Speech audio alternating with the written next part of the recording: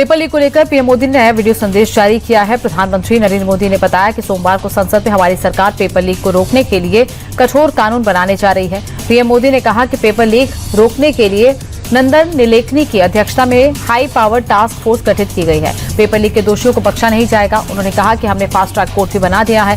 हमारा फोकस परीक्षा प्रणाली को और अधिक पारदर्शी और पवित्र बनाने का है। जंतर मंतर पर पेपर लीक के खिलाफ आंदोलन खत्म हो गया। अब सोमवार को लोकसभा में एंटी पेपर लीक बिल सरकार पेश करेगी। केंद्रीय मंत्री जितेंद्र सिंह सदन में इस बिल को पेश करेंगे। प्रस्तावित कानून के मुताबिक अब पेपर लीक के दोषियों को 5 से 10 साल की कैद और 10 करोड़ रुपए तक के जुर्माने का प्रावधान है। इन मामलों की सुनवाई फास्ट ट्रैक कोर्ट में होगी, जहां रोजाना सुनवाई होगी और 90 दिन के अंदर ट्रायल पूरा कर सजा का ऐलान किया जाएगा। पीएम मोदी विकसित वाइब्रेंट विलेज प्रोग्राम में शामिल 400 से ज्यादा युवाओं से वीडियो कॉन्फ्रेंसिंग के जरिए संवाद किया। इस दौरान गांव को विकसित बनाने पर चर्चा हुई। युवाओं से संवाद करते हुए पीएम मोदी ने कहा कि देश की बेटियां निडर होकर आगे बढ़ रही हैं। युवा भी आत्मविश्वास के साथ आगे बढ़े। भ्रमण से ही भ्रम खत्म होता है। ये युवा विकसित वाइब्रेंट विलेज प्रोग्राम के तहत भारत के बॉर्डर एरिया में बसे 74 गांव घूमकर लौटे हैं। इस इवेंट का मकसद बॉर्डर एरिया पर बसे गांव को विकास की मुख्यधारा से जोड़ना है। प्रहलाद जोशी ने शिक्षा मंत्री का पदभार संभाल लिया है। कार्यभार संभालने के बाद जोशी ने दिल्ली में शिक्षा मंत्रालय के अधिकारियों के साथ बैठक की। बता दें कि शनिवार को छात्रों के भारी विरोध के बाद धर्मेंद्र प्रधान ने शिक्षा मंत्री के पद से इस्तीफा दे दिया था, जिसके बाद प्रहलाद जोशी को शिक्षा मंत्रालय का भी अतिरिक्त प्रभार सौंपा गया था। महाराष्ट्र के डिप्टी सीएम एकनाथ शिंदे ने धर्मेंद्र प्रधान के इस्तीफे पर कहा कि देश को आगे बढ़ाने के लिए पीएम मोदी ने छात्रों को प्राथमिकता दी है। आंदोलन खत्म हो गया है। पीएम मोदी ने इसे गंभीरता से लिया। साथ ही पेपर लीक को लेकर कड़ा कानून बनाया है, जिसमें 10 साल की सजा और 10 करोड़ का जुर्माना भरना पड़ेगा। पेपर लीक की जांच सीबीआई कर रही है। पंजाब में कथित पेपर लीक मामले को लेकर आंदोलन तेज हो सकता है। छात्र नेता अभिजीत तिपके ने कहा कि आगे की रणनीति का ऐलान जल्द किया जाएगा। उन्होंने बताया कि पेपर लीक मामले को लेकर प्लानिंग चल रही है। साथ ही छात्रों पर दर्ज एफआईआर के मुद्दे पर सरकार से बातचीत भी जारी है। अभिजीत ने संकेत दिया कि बातचीत के नतीजों के आधार पर आगे का फैसला लिया जाएगा। कारगिल विजय दिवस पर रक्षा मंत्री राजनाथ सिंह ने पाकिस्तान को लेकर बड़ा बयान दिया। राजनाथ सिंह ने साफ कहा कि अब पाकिस्तान से कोई बातचीत नहीं होगी। अगर पाक से बातचीत होगी तो सिर्फ पीओके पर होगी। राजनाथ सिंह ने आतंकवाद को अपनी नीति का हिस्सा ने कहा कि पाकिस्तान ने आतंकवाद को अपनी नीति का हिस्सा बना लिया है और वहां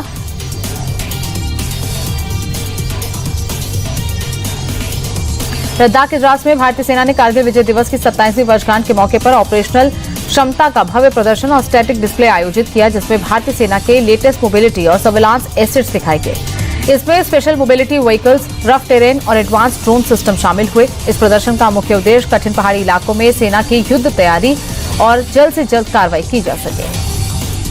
कारगिल विजय दिवस के ऐतिहासिक मौके पर देश के पूर्व प्रधानमंत्री अटल बिहारी वाजपेयी को आधुनिक तकनीक के जरिए श्रद्धांजलि दी गई। इंडिया टीवी के चेयरमैन रजत शर्मा और अटल जी के दामाद रंजन भट्टाचार्य ने प्रधानमंत्री संग्रहालय में पूर्व प्रधानमंत्री अटल बिहारी वाजपेयी के एआई हॉलोबॉक्स का उद्घाटन किया।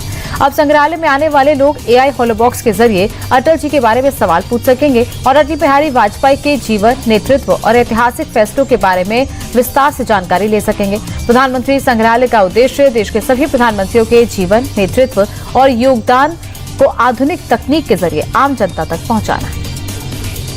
सिवान में बिहार बंद को लेकर भारी बवाल मच गया है। उग्र प्रदर्शनकारियों ने पुलिस पर पत्थरबाजी शुरू कर दी। बैरिकेड तोड़ डाले और पथराव के साथ साथ लाठी डंडों से पुलिस वालों पर हमला कर दिया। हिंसक भीड़ को कंट्रोल करने के लिए पुलिस को बल प्रयोग करना पड़ा। आंसू गैस के गोले दागे और लाठीचार्ज किया, लेकिन भीड़ और उग्र हो गई। हालात पर काबू पाने के लिए पुलिस ने 6 से 8 राउंड फायरिंग की। पत्थरबाजी में एसपी समेत 30 पुलिसकर्मी घायल हुए।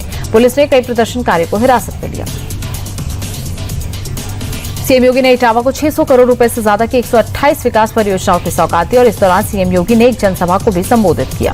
सीएम योगी ने कहा कि 2017 से पहले यहां के लोगों के पास पहचान का संकट था।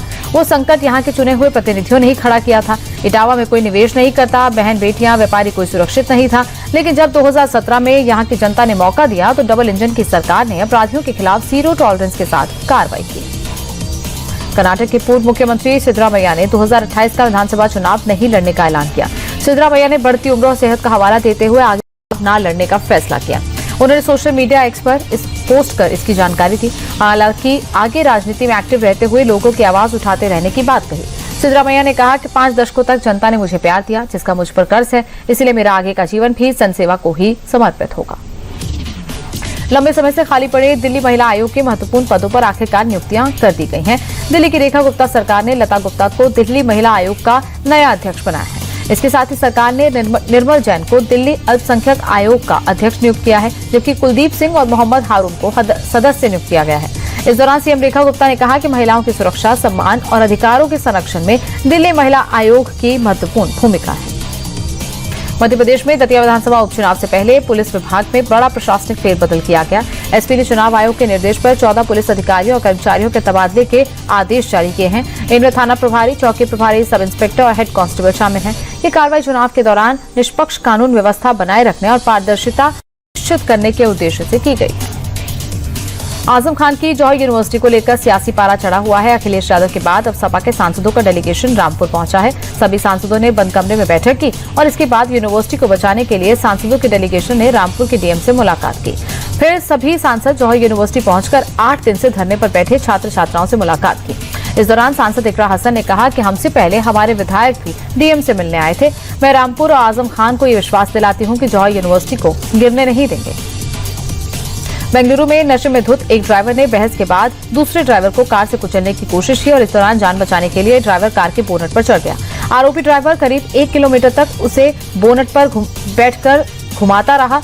इसके बाद स्थानीय लोगों ने कार सवार का पीछा कर उसे पकड़ा और पुलिस के हवाले कर दिया। बताया जा रहा है कि दोनों ड्राइवर्स के बीच तेज और लापरवाही से गाड़ी चलाने को लेकर विवाद हुआ था।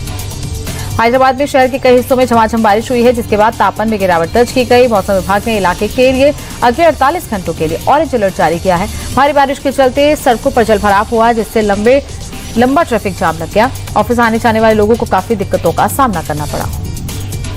कॉमनवेल्थ गेम्स 2026 में भारत ने पहला गोल्ड मेडल जीत लिया है।